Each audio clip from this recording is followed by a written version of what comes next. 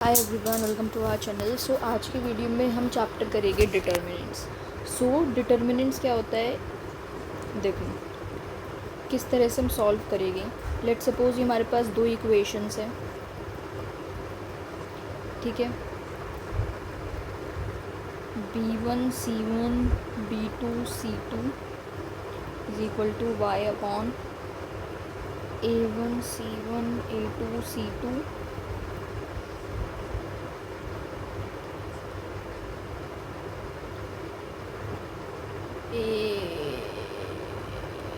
एक मिनट, यहाँ C1 C2 A1 A2 आएगा, A1 A2। जब हम इसे क्रॉस मल्टीप्लाई करेंगे तो ये क्या बनेगा, B1 C2 minus C1 B2, A2 C1 minus A1 C2, A1 B2 minus A2 B1, ठीक है। तो x देखो किसके इक्वल आया, x is equal to B1 C2 minus C1 B2 upon A2, ये z थोड़ी होगा, अब 1 आएगा, A1 B2 minus A2 B1। इसी तरह से हम y की वैल्यू निकाल लेंगे।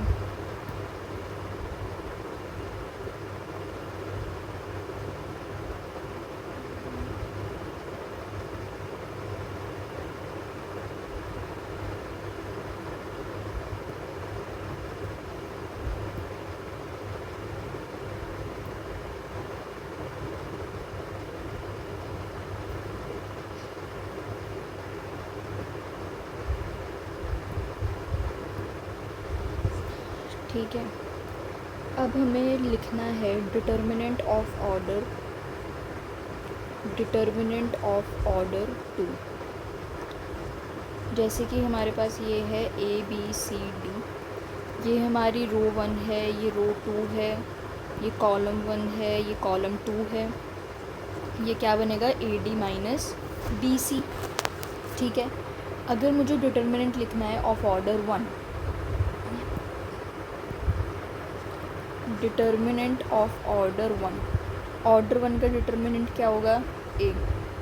नेक्स्ट डिटर्मिनेंट ऑफ ऑर्डर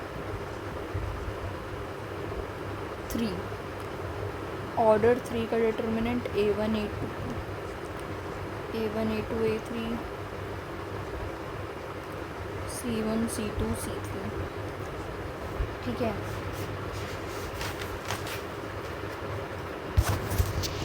हम इस तरह से लिखेंगे,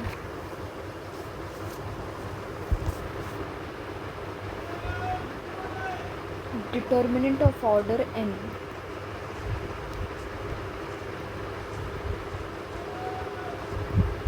ऑर्डर n का डिटर्मिनेंट लिखना है। जैसे कि A11 A21 AN1 A12 A22 AN2, इसी तरह से जब आगे बढ़ेगा ये तो ये A1N A2N एंड ये ANN हो जाएगा, ठीक है। तो डिटर्मिनेंट हमारा फर्स्ट ऑफ ऑल क्या होता है,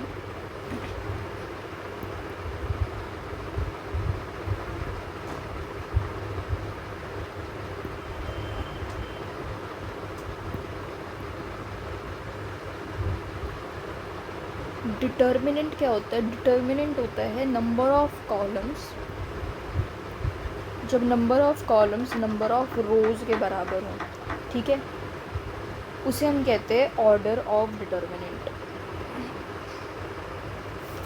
अब देखो जैसे कि AIJ है, कलर चेंज कर लेते हैं, जैसे कि AIJ है। अब an element which in ith रो, ये क्या है, ये हमारी रो को डिनोट कर रहा है, ये हमारे कॉलम को डिनोट कर रहा है, ठीक है। अब अगर मुझे साइन निकालना है A साइन ऑफ AIJ का, तो वो क्या होगा, -1 की पावर I प्लस J, -1 की पावर I प्लस J। जैसे कि A34 मीन्स ये हमारा क्या डिनोट कर रहा है, ये हमारी तीसरी रो है, ये लेट सपोज 4 रो इसके अंदर है एंड 4 ही यहाँ पर कॉलम है। तीसरी रो का फोर्थ कॉलम में, तीसरी रो फोर्थ कॉलम में, तो यहाँ होगा हमारा A3 4। ठीक है, अब A3 4 का निकालेंगे तो ये कितना आएगा, माइनस ही आएगा इसका साइन। ठीक है, अब डिटर्मिनेंट ऑफ ऑर्डर 3,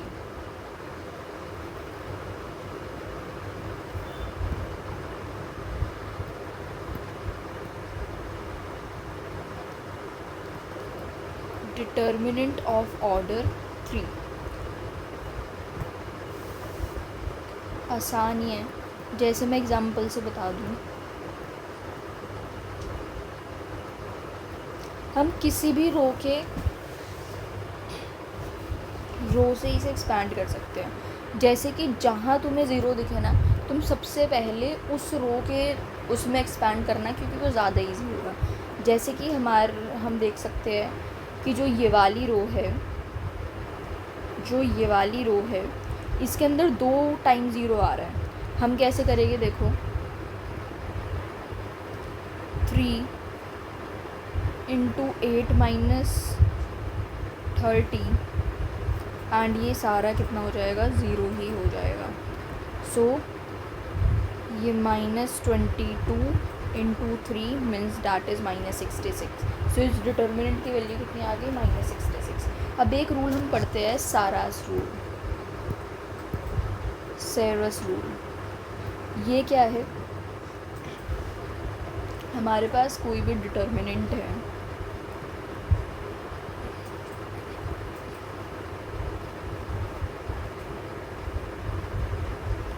तो हम क्या करेंगे, हम इसके नीचे क्या लिखेंगे, A1 A2 B1 B2 C1 C2।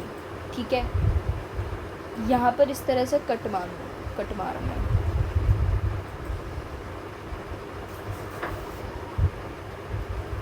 ठीक, अब हम यहाँ देखो जो हमने इस तरह से कट मारे हैं, ये A1 B2 C3 plus A2 B3 C1 A1 B1 C1।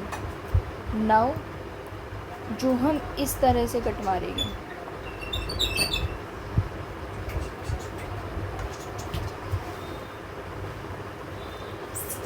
Wait, जो ये इस तरह से कट लगेंगे, ये उल्टे लगे हैं इसलिए माइनस कर देंगे। A3 B2 C1 minus A1 B3 C2 minus A2 B1 C3। ठीक है, तो ये हो गया। अब एक एग्ज़ाम्पल करते हैं, उसे सॉल्व करना है। 1 2 4 2 1 -1 3 2 5। अब देखो ये यहाँ पर प्लस आता है, यहाँ पर माइनस, यहाँ प्लस, यहाँ minus plus minus plus minus plus, ये चीज़ हमें याद रखनी है। तो हम इस रो के इस कॉलम के थ्रू एक्सपैंड करेंगे।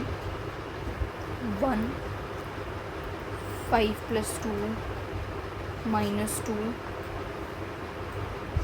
10 - 8 +3 -2 +6, ये कितना आ गया, 7 -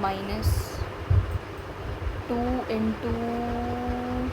2 4 +3 × 4 is 12, so 19 - 4 is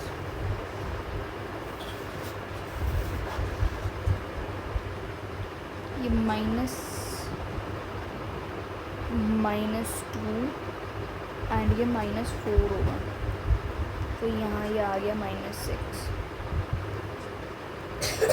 तो ये -18 -4 + 7 -15 आ गया। ठीक है, अब देखो, अब है हमारे पास minor and cofactor of determinant.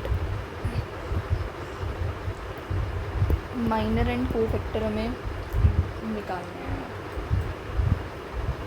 तो हमारे पास ये डिटर्मिनेंट है,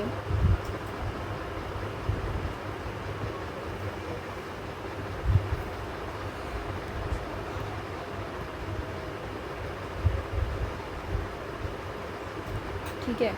तो अब हमें इसका माइनर निकालना है, माइनर ऑफ A12 का माइनर निकालना है, माइनर ऑफ A12 का माइनर, हाँ यही तो निकालना है। तो वो क्या होगा, minor of 12, so that is equal to 12 का माइनर क्या है, उसे काट दो, अब इन दोनों को मल्टीप्लाई करके लिख दो simple. A21 A23 A33 A31, ये उसका माइनर होगा। ऐसे 2 3 का क्या होगा, ये इसका माइनर होगा।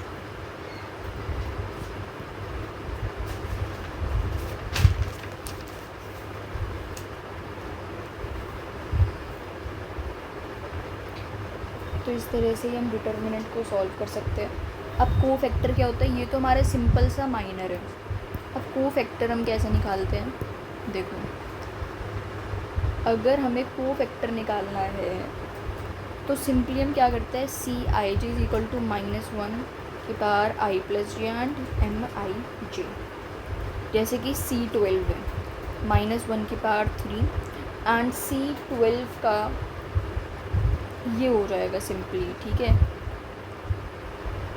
बस ये हो गया। C23 है, यह आ जाएगा -MIJ। C33 है -1 की पावर 6 MIJ, ये MIJ आ जाएगा सिंपल। अब जैसे कि क्वेश्चन करते हैं 1 2 -1 3 2 5 1 5 2। इसके अंदर हमें क्या याद रखना है, जो इस तरह से ये होते हैं इसे हम कहते हैं प्रिंसिपल डायगोनल। ये कौन से है, प्रिंसिपल डायगोनल एलिमेंट है। ये क्या है, ये प्रिंसिपल डायगोनल एलिमेंट है, इसे लिख लो बल्कि अभी। ये क्या है, ये है प्रिंसिपल डायगोनल एंड ये हमारा ऑफ डायगोनल है, ये हमारा ऑफ डायगोनल है। पहला पार्ट है इसका, find the sum of minors of principal diagonal element. जो प्रिंसिपल डायगोनल एलिमेंट है उनके माइनर का सम निकालना है। तो प्रिंसिपल डायगोनल एलिमेंट तो हमारे ये वाले हैं, मतलब इनके माइनर का सम निकालना है। तो 1 का माइनर क्या होगा, 4 - 25। 2 का माइनर क्या होगा, 6 - 5।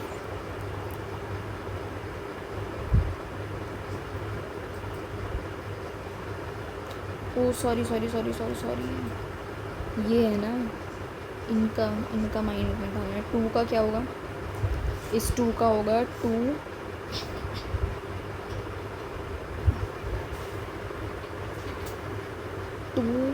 -1 मीन्स 2 + 1 हो गया। एंड देन इस 2 का निकाले तो 2 - 6 -4 -21 + 3 -4 दैट वुड बी -22। सेकेंड है फाइंड द सम ऑफ को फैक्टर। हमें को फैक्टर का सम निकालना है of diagonal element. Of diagonal element ये है, तो इनका सम निकालना है, इनके को फैक्टर का।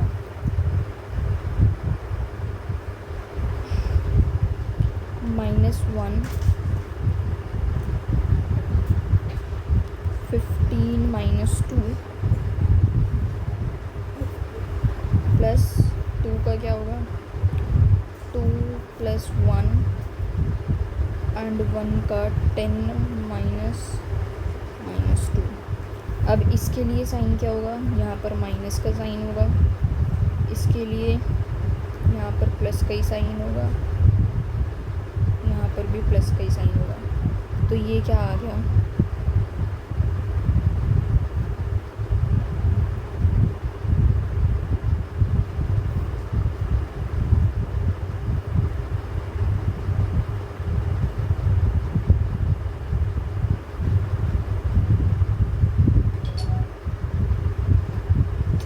+12 प्लस, सॉरी यहाँ पे प्लस ही तो आएगा, plus minus plus minus plus minus plus minus plus, देखो तीनों पे प्लस है, तो ये कितना आ गया, 28 आ गया।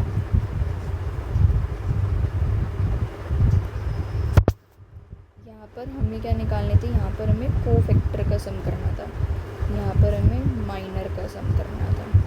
ठीक है, नेक्स्ट क्वेश्चन है,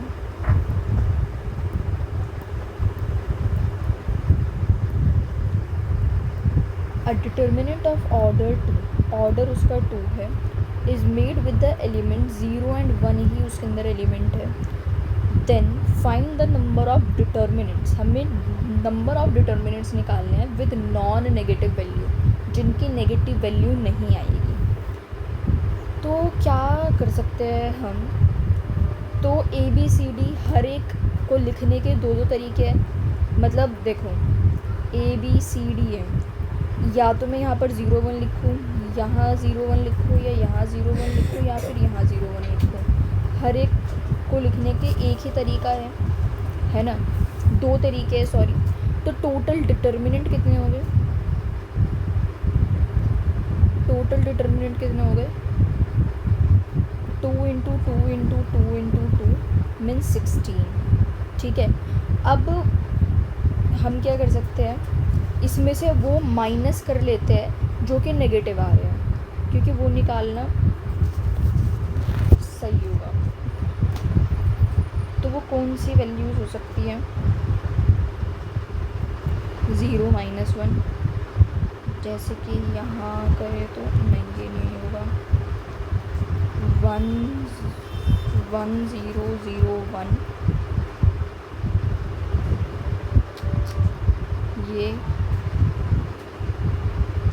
ये भी नहीं होगा। अगर मैं 0 को यहाँ कर दूँ, हाँ तो 0 -1 ये आ गया। अगर मैं 0 यहाँ कर दूँ तो 0 -1 हो गया। एंड +1 कब आ सकती है, जब 1 1 0 1 1 -0, जब 1 0 1 1 1 -0 1 0 0 1, ये सिंपली 1 आ गई। तो 3 डिटर्मिनेंट वो है जिनके वैल्यू है -1, 3 डिटर्मिनेंट वो है जिनकी वैल्यू है +1, 10 डिटर्मिनेंट बाकी के वो बचे जिनकी वैल्यू है 0। तो इसने क्या पूछा था, नॉन नेगेटिव बताने हैं हमें। तो नॉन नेगेटिव, नेगेटिव के अलावा तो 13 है, 13 डिटर्मिनेंट्स आर नॉन नेगेटिव। तो ये हमारा आंसर हो जाएगा।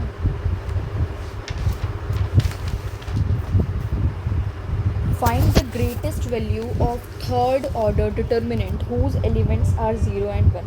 हमें greatest value बतानी है 3 ऑर्डर डिटर्मिनेंट की। तो ये क्वेश्चन है,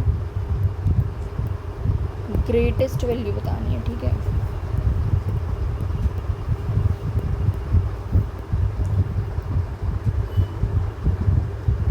ये भी एक क्वेश्चन ही है। Greatest value of third order determinant whose elements are 0 and 1।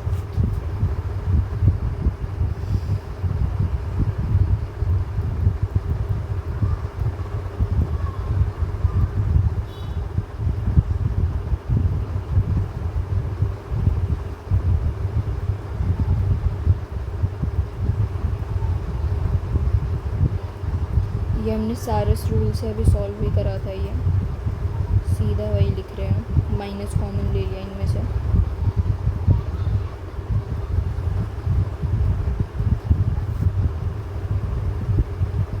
अब देखो, अगर हमें ग्रेटेस्ट वैल्यू थर्ड एलिमेंट की चाहिए, if we take the value of a1 b2 c3 and a2 b3 c1 plus a3 b1 c3 3, अगर मैंने इनकी value 3 ले ली, मतलब इन तीनों की वैल्यू 3 है, मीन्स हर एक की वैल्यू 1 1 होगी। Each of them is 1 which is not possible at all, क्योंकि इसमें से पॉसिबल ही नहीं है फिर। क्योंकि देखो, फिर ये पूरा का पूरा ज़ीरो कैसे होगा? एक तो ये मल्टीप्लाई में, मीन्स ये सारा ही डिटर्मिनेंट क्या होगा, ये 1 1 1 होगा। अगर हम ऐसा सोचेंगे, मतलब ये पॉसिबल ही नहीं है। मैंने क्या करा, लेट सपोज a3 को हम मान लेते हैं 0, a3 को मैंने लेट सपोज 0 मान लिया, a3 को 0 माना, ये 0 बन गया, ये 0 बन गया, है ना। मीन्स b1 भी 0 हो गया, c3 भी 0 हो गया। एक मिनट, यहाँ c2 है, c2 भी 0 हो गया। मीन्स जहाँ b1 आ रहा है, अब b1 कहाँ आ रहा है, यहाँ आ रहा है 0, एंड जहाँ c2 आ रहा है वहाँ पर 0 हो जाएगा, ये आ गया। तो ये चारों वैल्यूज़ हमारी 0 0 हो गई। अगर हमने किसी एक को भी वो मान लिया, तो इसकी मैक्सिमम वैल्यू क्या हो सकती है? इसकी मैक्सिमम वैल्यू हमें दिख रही है 2 हो सकती है। ये 1 हो जाए, ये 1 हो जाए, क्योंकि सिर्फ 0 एंड 1 ही तो हो सकते हैं। ये 1 हो गया। अब हम बात कर लेते हैं प्रॉपर्टीज़ की।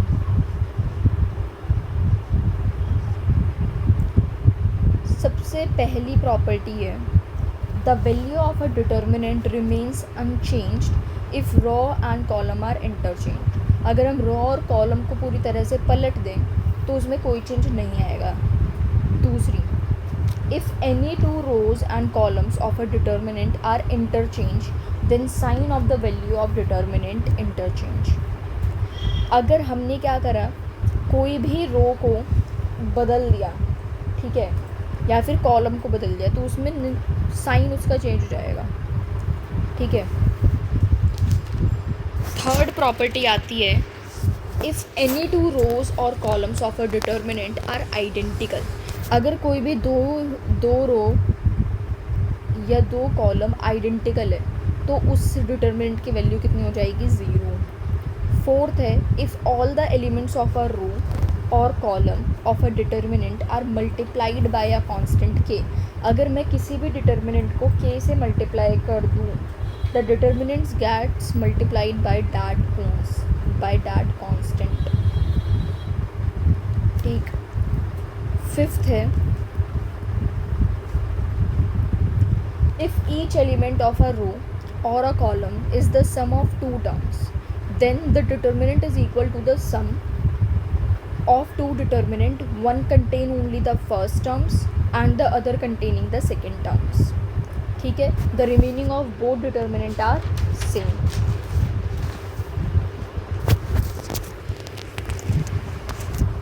जैसे कि ये क्वेश्चन है,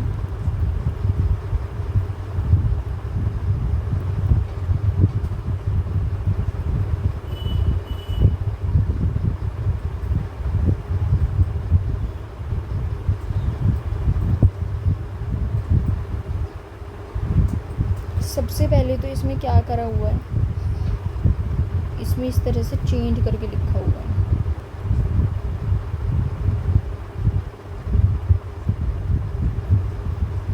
एंड हमें पता लग गया है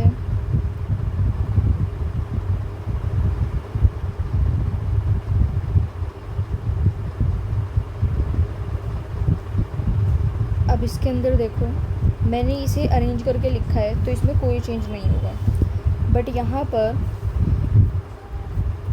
मुझे इसकी तरह बनाने की कोशिश करनी है।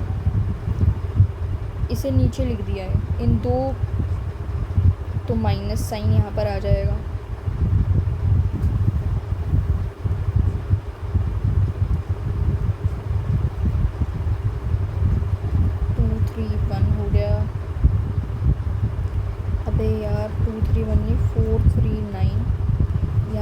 आ गया, ये सेम डिटर्मिनेंट है।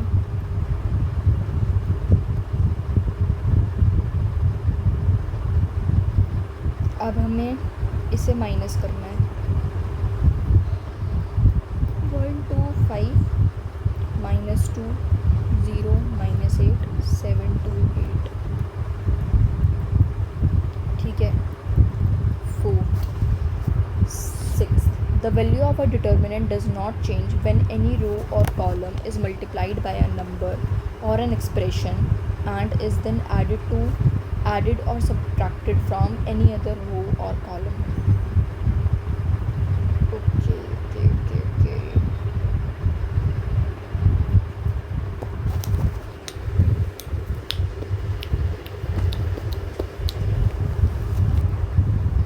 सेवेंथ प्रॉपर्टी है, the sum of the products or elements of a row or column with their corresponding factor and value of determinant is equal to the value of determinant. ये तो पता ही है हमें। The sum of the products of elements of any row with the cofactors of their corresponding elements of a parallel row is always 0.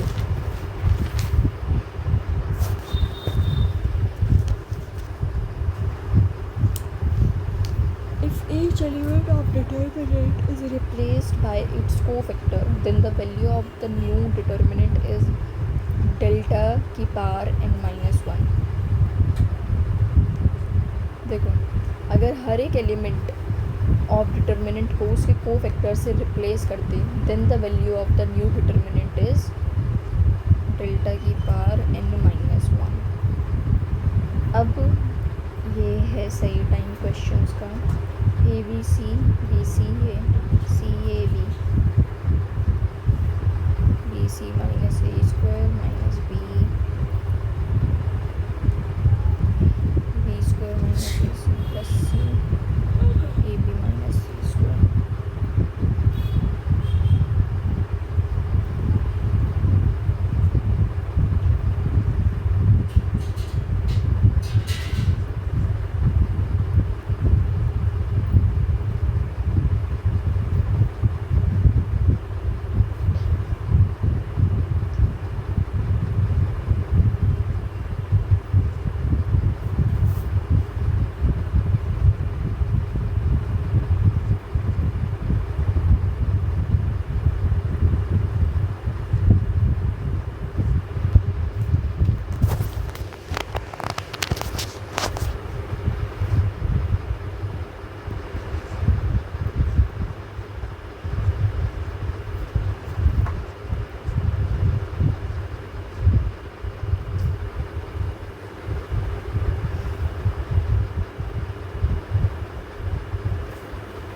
अब मुझे जो है ना, मुझे क्या करना है, हमें ज़ीरो बनाना है। कैसे बनाएंगे?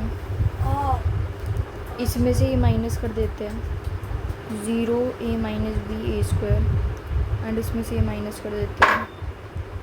ओके, बी स्क्वायर माइनस सी स्क्वायर, ये 0 हो गया। अब इसके अलावा एक्सपेंड करना अत्यधिक आसान हो जाएगा, बट हम इसे थोड़ा और ईजी करेंगे। B plus C B minus C C square A minus B minus C 0 0 1।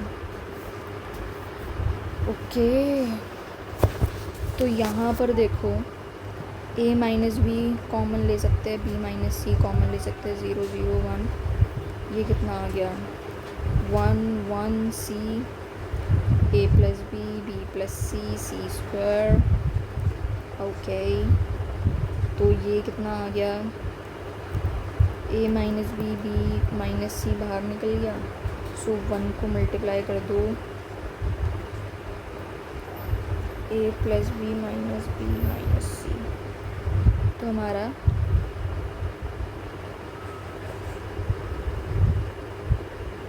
1 into b plus c minus a minus b, ये कट गया, तो ये a minus B minus c minus a answer आ गया। ठीक है, next question, b plus c का square ए square b square ए plus B का होल स्क्वायर सी प्लस ए का square c square b square c square. अब इसे करना है, इसमें से हम ये माइनस कर देते हैं, कुछ होगा वैसे।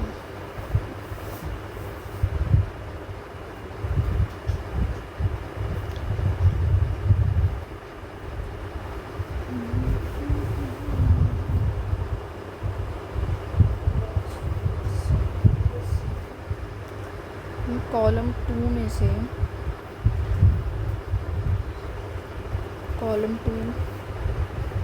टू में से कॉलम वन माइनस कर देते हैं, माइनस बी प्लस सी का स्क्वायर। मीन्स इसे हम कैसे लिख सकते हैं, ए minus B plus C, a plus b plus सी। तो मतलब ये पूरा बी माइनस सी हो गया, ठीक है, ओके। अब C3 को भी हम इसी तरह से लिख लेते हैं, C3 minus C1 a minus B minus c a plus b plus c. इसमें C plus a minus b a plus b plus c हो जाएगा, एंड ये क्या हो जाएगा, that would be 0, c square 0 a plus b minus सी।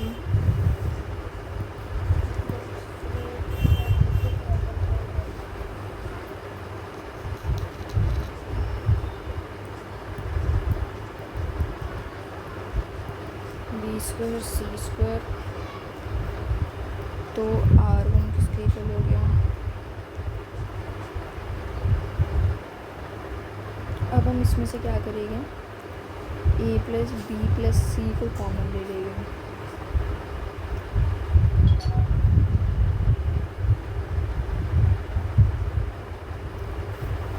यहाँ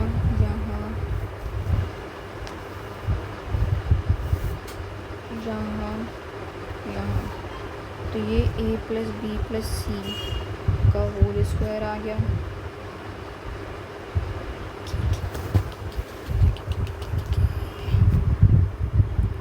B plus c का square b square c square A minus B minus c a plus c minus B 0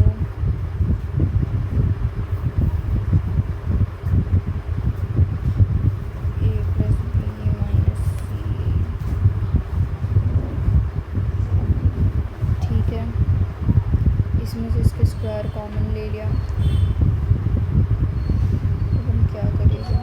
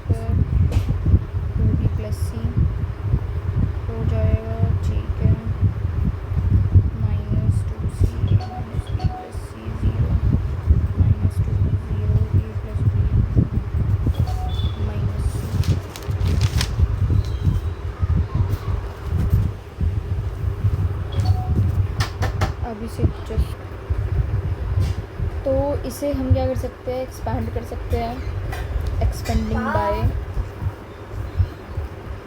C3। तो इस पूरे को सॉल्व करके ये हमारा आएगा 2ABC ए प्लस बी प्लस सी का होल स्क्वायर। बट जो ये क्वेश्चन है ना, इसकी एक शॉर्ट ट्रिक होती है। हम क्या करते हैं, इन क्वेश्चंस को जल्दी सॉल्व करने के लिए हम ABC की कोई भी वैल्यू मान लेते हैं। अगर हम इसमें 1 वैल्यू इसमें पुट करेंगे 2 का स्क्वायर 1 1 1 4 1 1 1 4। अब देखो ये वाला डिटरमिनेंट कितना आसान है सॉल्व करना, आ जाएगा। देखो अभी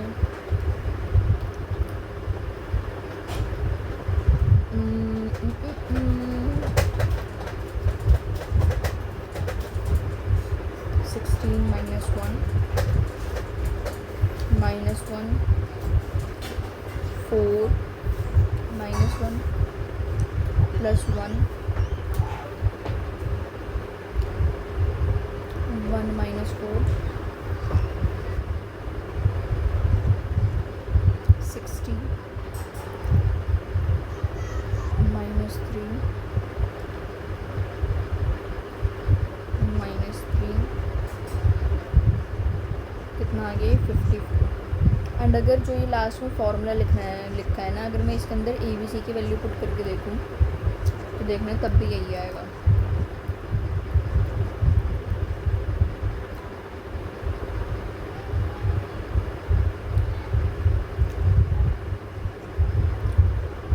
कितना है 54, इसे सही कर लेने 2abc into a plus b plus c का होल क्यूब आता है। ठीक है, ओके।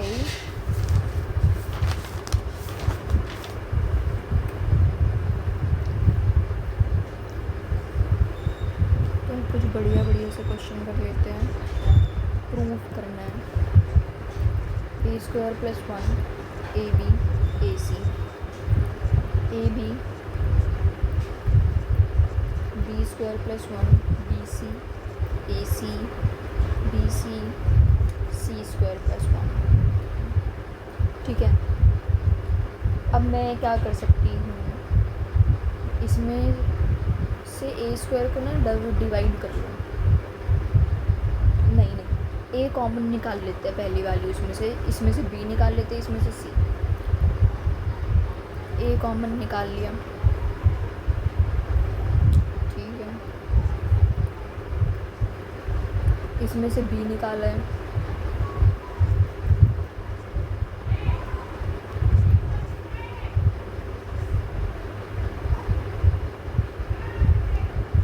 इसमें से सी निकाला है ना।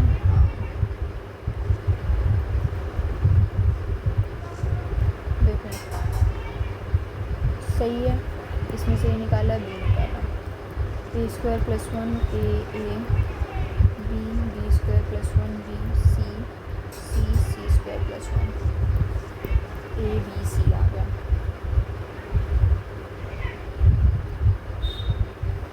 अब हमने इसका एलसीएम वगैरह ले लिया, फिर इसके अंदर ए मल्टीप्लाई कर दिया, तो इसका ए इसमें मल्टीप्लाई कर दिया, फिर बी इसमें मल्टीप्लाई कर दिया, देन सी।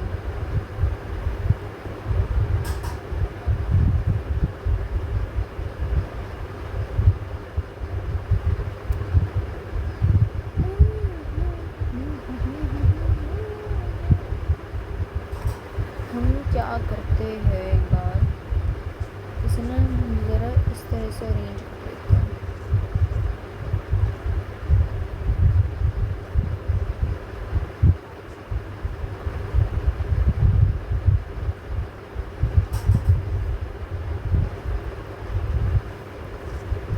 अब इसके अंदर हमने ए मल्टीप्लाई करा था ना, ये स्क्वायर हो गया। इसमें हम क्या कर सकते हैं,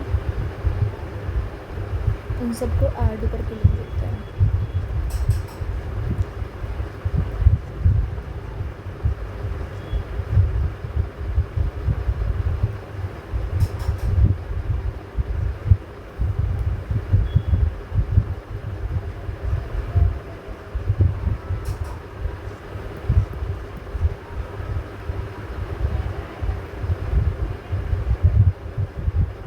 इसमें से अगर मैंने ये कॉमन ले लिया तो ये 1 बच जाएगा यहाँ पर सिंपल।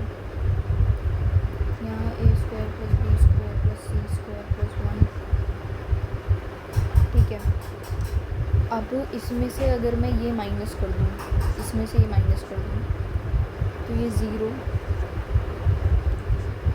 1 0 0 1, ठीक है, a square plus b square plus c square plus 1। अब अगर हम इसे सॉल्व करेंगे, इसके थ्रू एक्सपैंड करते हैं, सो ये 1 माइनस 0, ये तो 1 ही आ गया। तो सिंपल सा हमारा क्या ही है इसका answer, a square b square plus 1।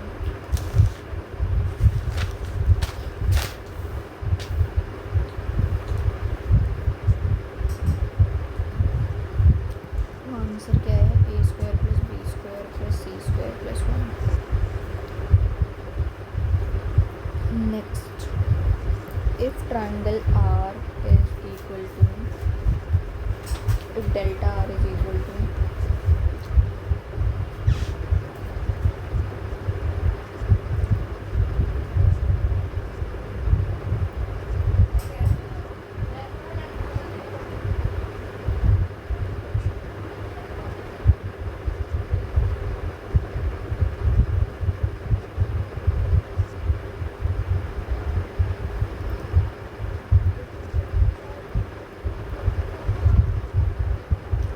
हमें ये फाइंड करना है।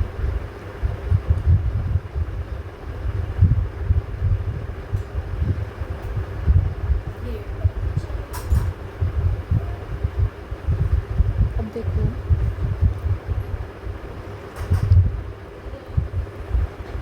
मुझे ये भी एन में चाहिए एंड ये दोनों एन में चाहिए, ठीक है।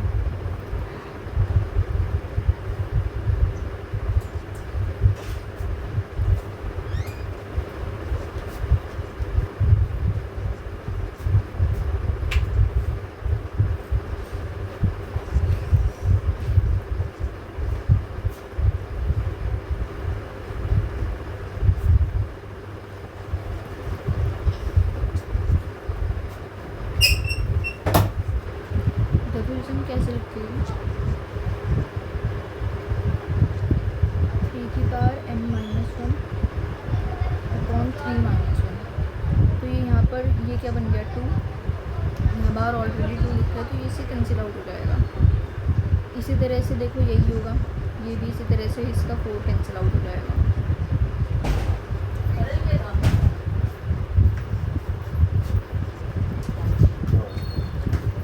अब हमें पता है किसी भी दो डिटरमिनेंट की जब ये कोई भी दो रो या कॉलम सेम हो जाती है तो उनके आंसर जाता है 0। अब देखो, अब हम करेंगे symmetric and skew symmetric determinant. We will do this topic in the next one.